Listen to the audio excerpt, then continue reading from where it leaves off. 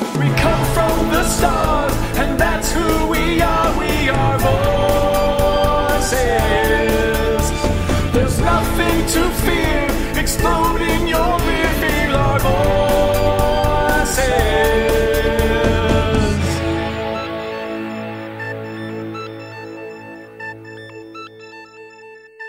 Hey, good looking. Welcome back to Voice of the Republic. I'm Ed. And I am Carl. I almost said, me llamo Ed. Je m'appelle Carl. Watashi wa Ed desu. Any other languages we need to cover? Yeah, I think that should do it. It's the World Wide Web, so we have to cover the whole world. Yeah, we do get some crazy out there hits from other countries every once in a while, but most of them are English speaking, so welcome. Yes, most other countries study English, and they're probably better at it than a lot of Americans. So, yes. But yeah, welcome back to day 2 of the worst. The worst. Oh, worst of the expanded universe of Star Wars. And there's so much to choose from. I was racking my brains. I'm not even joking. How do you narrow it down? Yeah, that was the big thing for me. It was like it wasn't so much coming up with anything. It was just trying to sift through it and like pinpoint it. And I think I've got like one of the pinnacle moments for me to pinpoint, saying like, this is where bullshit started, and it's pretty early on in the EU. So I think a lot of people are going to feel me when I say this, but Punch it. Tales of the Mos Eisley Cantina. Ooh, good choice. Not so much that it's a bad book or it's poorly written, because I mean it's a collection, so it's going to be kind of hit or miss, like depending on what the author is, you know, who they are, you're going to like it or not. So there might be a story in there you do like, another one you don't like, but here's the big problem with that: is it all takes place with characters from the Mos Eisley Cantina, which is, you know, one of the iconic scenes from Star Wars, the entire trilogy, let alone the first movie. But it did that thing that Star Wars always does, even to this day now, which is every character has its own backstory, and not even so much that, but every character seems important. Like, no one's just there, like, you know, like Robot Chicken made the joke, like, no one's just there to have a drink. Yeah, that's what Joel always said, the old VOR. No yeah, you know, like, a drink? Yeah, it was Joel. Yeah, Joel used to say that. You know, it's like, and you know, and then Robot Chicken ended up doing a joke about it even. But you know, like, that's the case. It's like there's no one there, just like, no, I'm here to have a drink. It's like, oh, I'm a Republic spy, and I'm meeting someone here about blah, blah, blah. It's like, oh, I'm here and I'm going to get eaten by some praying mantis woman that mates with people. You know, it's like everyone had like this crazy story, and you know, like there's some person there was like an exiled royalty.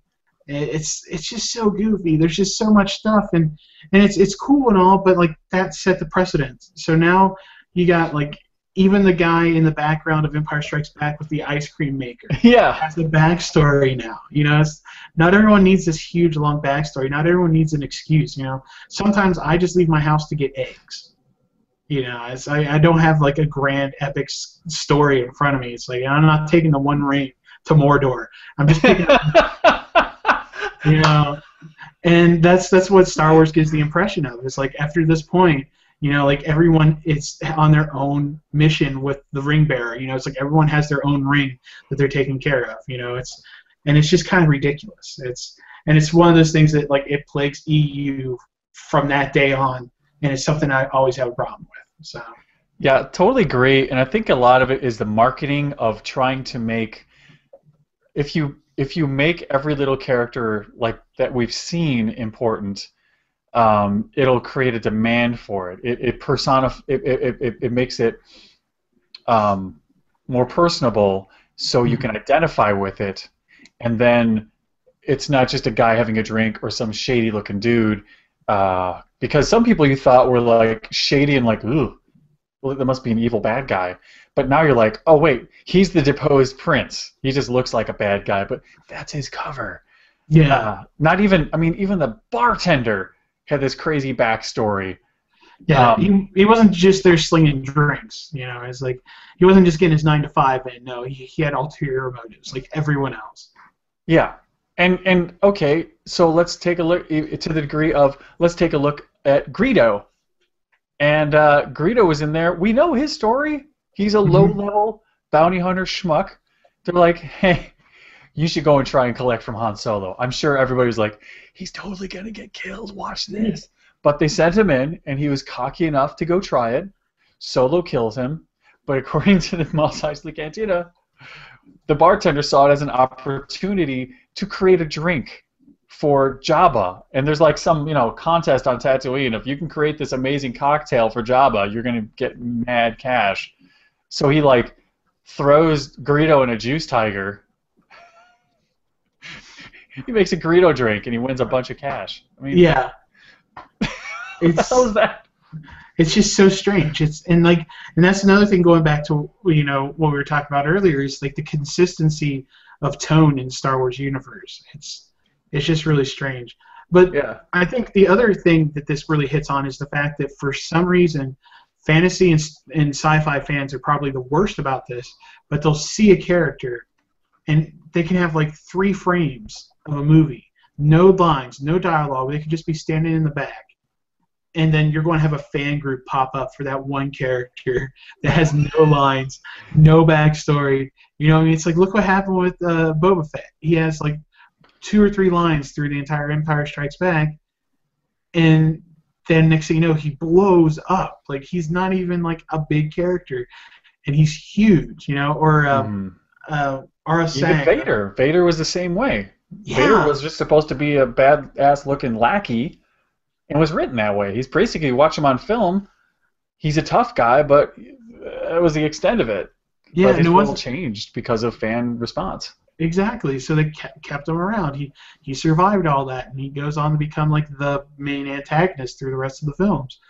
So it's really strange how fans react to this stuff, and that's what I think also spurs us on, is because for some reason people want that backstory for Ice Cream Maker Man. I don't know why. They're not just happy enough to have some guy running in the background.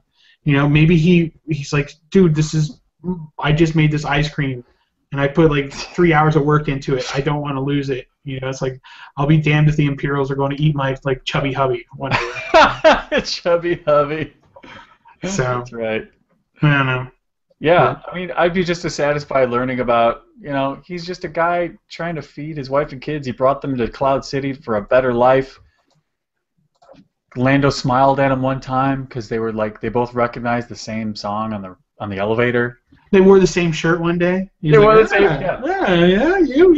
Yeah, cool. Yeah, right. That's right. They get respect knuckles. They go their separate ways. And you're like, I think life on Bespin City is gonna be all right here. And then the Empire shows up, and all his dreams are crushed. And now he really hates the Empire. See, that's a fine story. Yeah. He doesn't have to throw Identichips or whatever the hell, Yeah. All the data is now stuffed in my ice cream box. I got to get out of here. Just a dude guy. Or it could have just been a guy coming from a thrift shop with an ice cream maker. Honey, you won't believe what I got for 5 credits. Yeah, maybe stoked for a bargain. Yeah. But not in Star Wars, no. Nope. It reminds me of the Monty Python song. Every sperm is precious.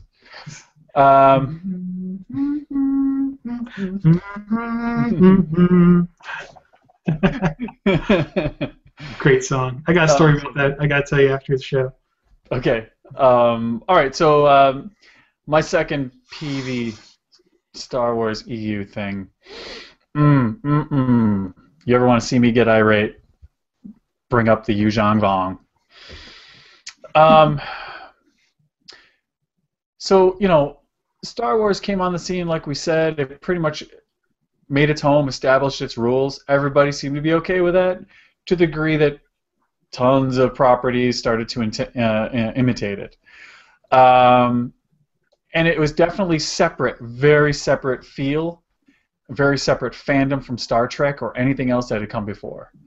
So now you got this novel about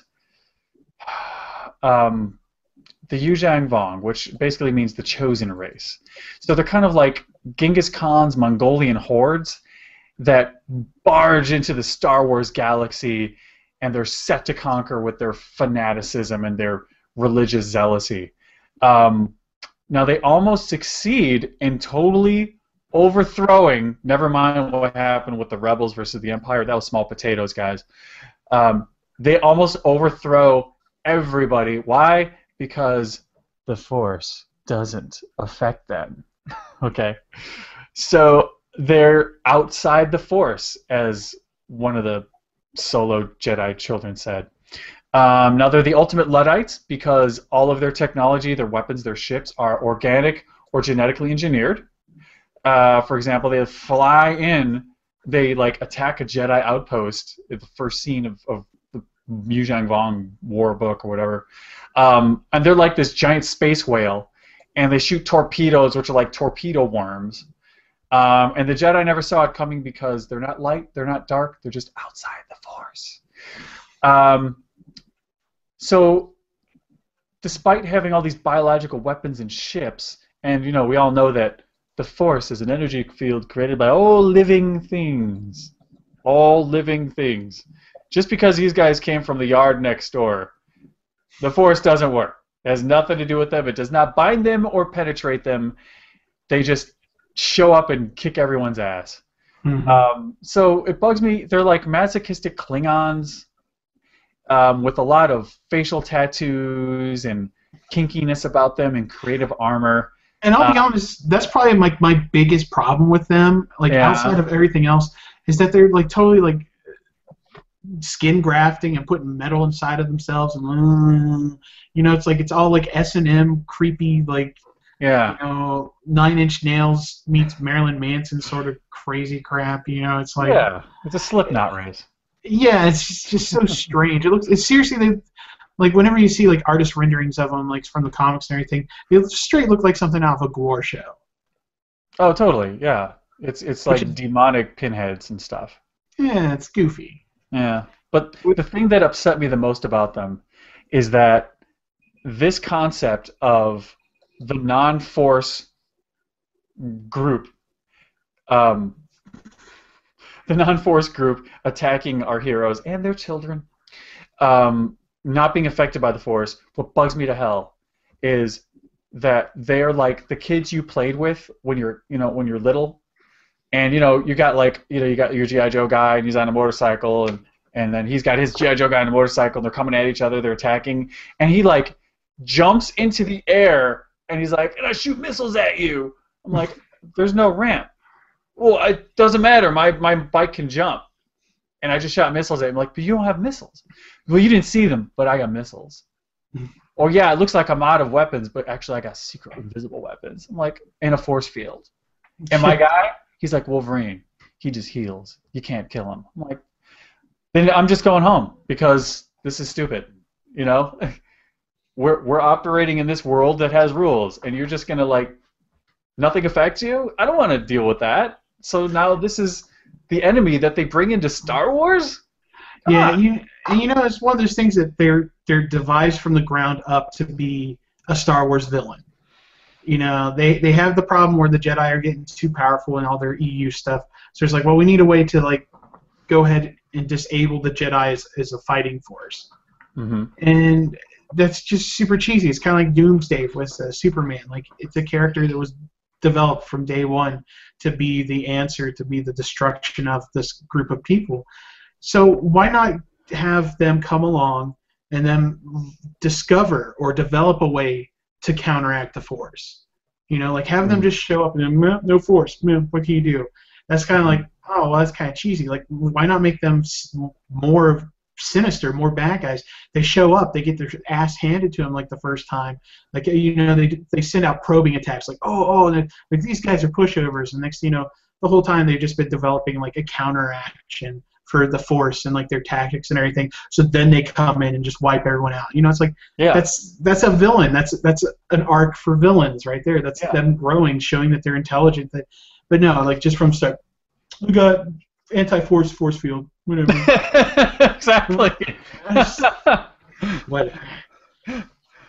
It feels so thrown in there. It's like you said. It's like when that kid throws it up, like, oh, I need missiles. I have missiles now. Right. it's really comes across as being kind of fan fiction. Like, that's why I always say that it's glorified fan fiction in most ways for me, because you have Mary Sue characters, you have stupid, goofy shit like this where it just works. Like, why does it work? It just does. We just need it to work. Like, right, because okay, Lucas cool. said it was okay. Yeah. You know, and that's unfortunately a lot of the fan defense is, you know, it was approved, or, you know, oh, well, you see that the Force, yes, the Force, they could be affected by the Force, but they were defeated in a brilliant campaign over Coruscant when the Skywalker children, So, you know, they defend it because of the way the story went, but that doesn't defend a crappy idea in the first place. That doesn't seem right for this genre, you know? Exactly. Like, you're not going to have Frodo Baggins suddenly invent a cell phone. That doesn't work in Lord of the Rings, you know? Yeah. There's no time travel in Lord of the Rings. Yeah, so it's just one of those goofy Star Wars things, and it's not even that Star Wars is alone in that either, because if you read a lot of the extended universe stuff for like Star Trek and Doctor Who and those sorts of novelizations and additional content, you're always walking that fine line. It's never quite as good as the source material, because you have people that are working outside of that circle of writers. They might have a cool idea. A lot of times, being someone that's like seen this side of writing and stuff, I understand this, but it's still kind of shitty where you get people that rework an existing idea to work inside of this. You know, it's like, oh, this is just a story I had about these aliens that are organic. I watched the episode of Farscape when I was high, so I had this idea about this whole organic alien race thing that's space travel, blah, blah, blah, blah. I'm like, well, can you make it work in Star Wars? Give me a week. You know, it's like that sort of thing, and then rewrite it to work inside that universe. You just never know with this stuff. You know, it might just be a quote-unquote good idea that the author had and decided to throw it in there. So, I don't know. Yeah, and that's what I worry about. Well, not worry, but I suspect that most of the EU that I've dipped my toe into has been vanity projects, you know, like, oh, perhaps you would like, you know, I've read your other, you know, the Ice Castles of Zindan. It was really good stuff. Would you like to try a Star Wars novel? And they're like, I can finally go to my files and use the, you know, Yuuzhan Vong concept. Yeah. But I can brand it for Star Wars. I think it's that simple. Yep, you just never know. Because that happens a lot in creativity. Like movies, television shows, comic books, happens all the time. So. Yeah, I'm not saying it's a bad thing, but no, because sometimes you get something really cool out of it, but you know, sometimes you get what you get. So. Word. Cool. Well, that's 2 down. We got one more heavy concept coming at you guys. Yeah. But in the meantime, if you want to tell us how awesome we are or how terrible EU is, you can contact us at voiceofrep@gmail.com. Send us a text, email, or a voicemail with MP3 or WAV for any of the popular formats. No unlicensed music, please. If you don't want to send that sort of stuff, you can always call us with your cell phone or your unlimited long-distance telephone line at 407-409-8749, 2-minute limit. Go ahead and just drop us a line. If you have any other questions, want to find our Facebook group or any other links or old shows, go to vorradio.com. Yeah. And what you may not know is that EU is also the name of the group behind the hit song from the late 80s, Doing the Butt. Doing the Butt. Nice. Doing the Butt. Ow! Sexy, sexy. I do not know that song at all. Well, we can all look it up between shows, but until then, it's definitely going to happen. I know that's going to happen, y'all. We're going to watch the EU is going to be at home like, well, our numbers just spiked. Why? 3 people looked at us this week. What's going on? 3 people. Awesome. But yeah, after you do that, check us out tomorrow when we come back with more Worst of the EU. So until that time, may the Force be with that ass.